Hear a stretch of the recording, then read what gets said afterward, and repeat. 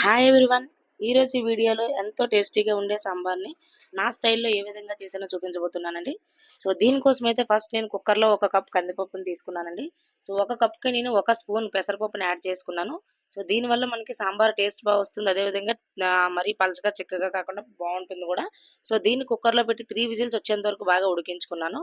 So ఆ తర్వాత ఏంటంటే నేను ముందుగా కట్ చేసి పెట్టుకున్న వంకాయ ముక్కలు, అదేవిధంగా ములక్కాడ ముక్కలు అండ్ టమాటాలని వేసి ఒక గ్లాస్ వాటర్ యాడ్ చేశాను అందులో.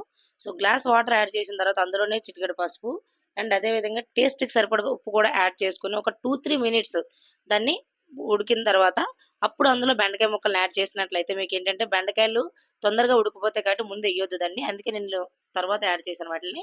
సో అవి యాడ్ చేస్తున్నప్పుడు మనం కారం కూడా సరిపడగా ఇక్కడ యాడ్ చేసేసుకొని సో ముక్కలు బాగా ఉడికేంత వరకు కూడా హై ఫ్లేమ్లో ఉడికించుకోండి. సో ముక్కలు బాగా ఉడికిన తర్వాత ఏంటి అంటే మనం ముందుగా నానబెట్టి పెట్టుకున్న చింతపండుని బాగా పిసికి ఇలాగా జ్యూస్‌లా చేసుకున్న తర్వాత దాన్ని అందులో యాడ్ చేసేసేయండి. సో మనం ఎంత సాంబార్ చేస్తున్నామో ఆ క్వాంటిటీలోనే చింతపండును కూడా ఎయ్యాలండి. ఎక్కువ, తక్కువ కాకుండా. సో ఇలా ఏసిన తర్వాత ఈ మరుగుతున్న మధ్యలోనే మనం ఏంటంటే మునగాకు ఉంటుంది కదండీ! మునగాకు అదేవిధంగా కరివేపాకు కూడా యాడ్ చేయండి. మునగాకు చాలా మంచిది. ఇది మంచి ఫ్లేవర్‌నిస్తుంది. అదేవిధంగా మనకి హెల్త్‌కి కూడా చాలా మంచిదండి. సో ఆ విధంగా మరుగుతున్న మధ్యలోనే మళ్ళీ నేను ఒక హాఫ్ టేబుల్ స్పూన్ వచ్చేసి ధనియా పౌడర్‌ని యాడ్ చేశాను. ధనియా పౌడర్ వల్ల మనకి మంచి ఫ్లేవర్ వస్తుంది. ఓకే. ఇలా యాడ్ చేసిన తర్వాత ఒక 2-3 మినిట్స్ బాగా మరగనియండి. సో ఇలా మరిగిన తర్వాత సో దానికి తాలింపునేసుకోవడం కొరకు నేనైతే ఫస్ట్ ఆయిల్ తీసుకున్నాను. ఆయిల్‌లో మెంతులేసానండి. ఈ మెంతుల వల్ల కూడా మనకి మంచి ఫ్లేవర్ వస్తుంది.